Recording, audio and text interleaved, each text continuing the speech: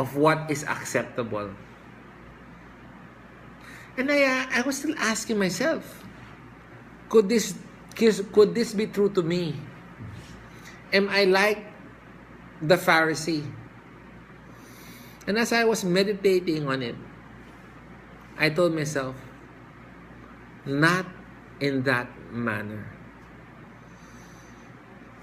Not in that manner, but in a manner different, wherein God would work out something in my life, and I'm upset on how things are going out. Exactly. Yet when we look at the Pharisee, we say, grabe kayo. Gumawa ng maganda yung tao, right? At kayo nagalit. And yet, in our lives, if God works, if Jesus Christ works, and it's not according to what we expect, we get mad also. God, why did you work that way? Right? If God does not respond or act according to our expectation, we get upset. And exactly what's happening here. God was acting and responding not according to their expectations.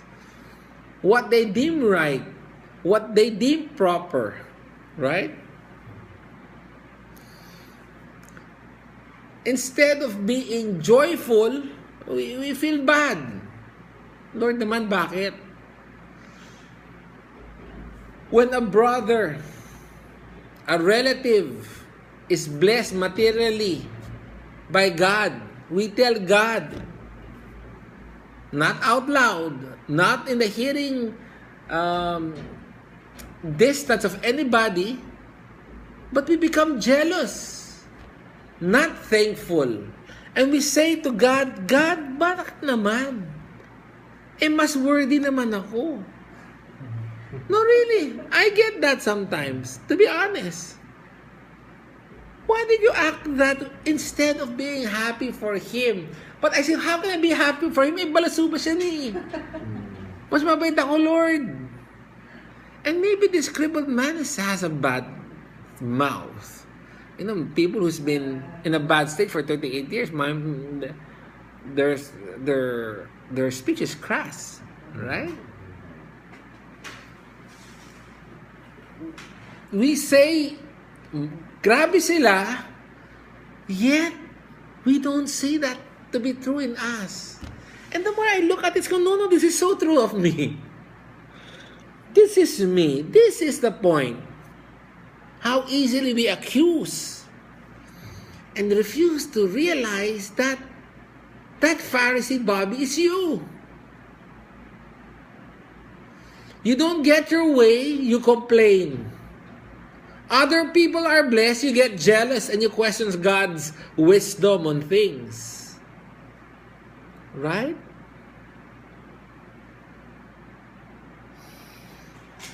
Verse 13. But the man who was healed did not know who it was, for Jesus had slipped away while there was a crowd in that place. It's a feast. A lot of people were there. Jews were required to go to Jerusalem 3 times a year from all the diaspora. They would congregate. So you can imagine, ang daming tao. And when he was healed, wow, he just slipped away. He just vanished. Right? I realized, I was asked, what verse were we reading? 13. I was asking myself, Lord, of all days, bakit naman Saturday? Ba't Sabbath day ka pa? Nag-create ka tuloy ng ng kaguluhan. Kung ginawa mo ng Friday, suwabe. Ginawa mo ng Sunday, suwabe. Pinili mo ba sa Saturday? Para naghahanap ko ng gulo. Right? But I realized, and I was meditating this tonight, every act and action of Jesus is deliberate. Nothing is random. Nothing is without a purpose. Everything has its meaning. The sad part is we use those actions of God to accuse Him of not being good, to accuse Him of being unrighteous. Why? Because it did not meet my expectation. And guess what? Not only did it not meet my expectation, I was not blessed. Wow naman, Lord. Mali. May mali dito, Lord. Verse 14. Erwin, you want to read that? Afterward, when Jesus found him in the temple, he said to him, "See, you are well. Stop sinning, or something worse may happen to you." A couple of things we notice there. One of them is this. The man was not healed because he was good. Nothing to do with his righteousness. Right? Stop sinning.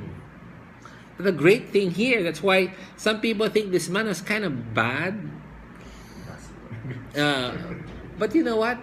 The first thing, it seems to me, one of the first things that the man did was went to the temple. That's a good thing.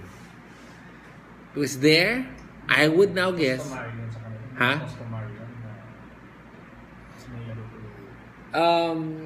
I think for a leper, well, okay, it's customary if you have leprosy, right, and you are defiled, you go to the priest.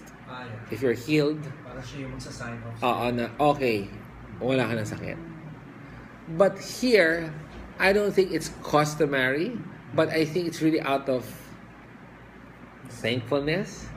38 years ka rin, right? Hinil ka ni... The guy knows he was healed by God. Clearly, he knows. Paano ba to? 38 years, I've been trying. I'm hopeless. I'm downcast. I've been trying to be the first, Lord. Then I'm always the last. I was never healed. On my own, I couldn't do anything. Yet, as I mentioned last week, Jesus commanded the man to do the very thing that he cannot do on his own. Pick up your pallet. That was a command that was impossible to do. It's like telling, Chicky, fly. What?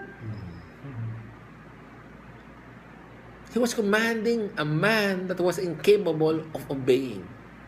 Either God was ignorant of his real case, or the Word of God empowers us, as I mentioned in the past. It does empower us to obey. Right? And to the credit of the man, Jesus found him in the temple, and we only can suggest that he might be praying.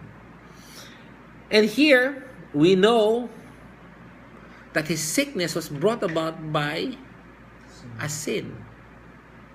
Right? We say that there are sickness that brings forth, there are sin that brings forth sickness. Vis-a-vis, there's certain sickness naman that's not brought about by sin. Ganun lang yun. Like in John chapter 9. The blind, right?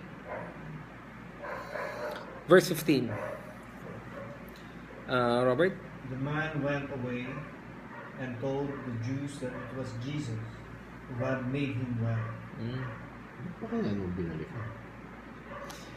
The man went away. Tinanong baka rin natakot rin.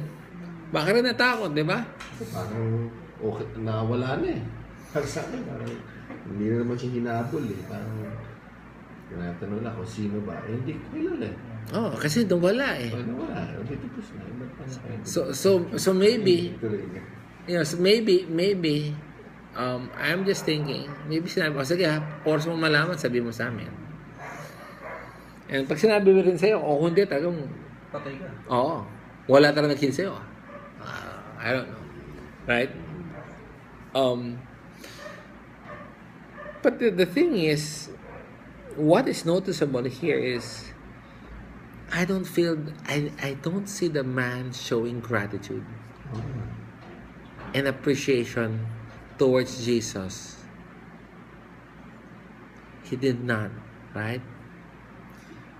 In contrast to the man in John chapter 9 who was who was healed from his blindness and was willing to take the consequences, right? To defend. Contrasted it also with the Samaritan woman, right?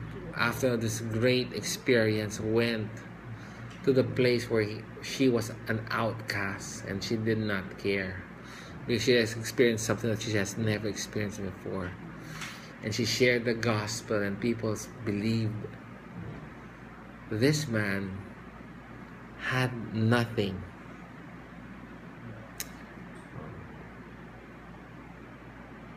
I realized something. Again, I wrote here, again, we might say that, what is the connection of this to me? And I told myself, Bob, do you realize everything that's happening in your life, everything has a purpose? And that purpose is good. You know, Ephesians, Ephesians chapter 1 comes to mind.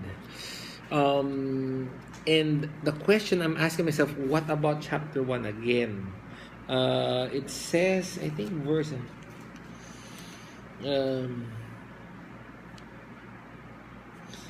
11, right? Also we have obtained an inheritance, having been predestined, right? According to his purpose, who works all things after the counsel of his will. What? That's a key theological thought. He works all things. All. Meaning what? God, in his plan to us, has a specific plan for us. Not a general plan. Everything has been planned by God. The healing of the man had its purpose also. The question I ask myself is this: everything that is happening in my life has a purpose by God. And it is a good purpose, right? The question is, do I see it? Do I really see it? How do I know if I see it? Do I thank him in everything that happens in my life? Because if I thank him for everything that's happening in my life, that means I'm seeing his purpose are good. No matter if it looks dim, dark, hopeless. Or are we waiting for God to act according to our expectation, and only then will we thank him?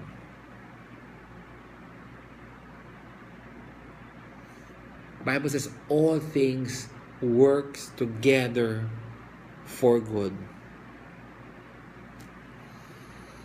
Verse 16. Robert, is it your For turn? this reason, the Jews were persecuting Jesus because he was doing these things on the Sabbath. For this reason, the Jews were persecuting Jesus because he was doing these things on the Sabbath. There, the formal persecution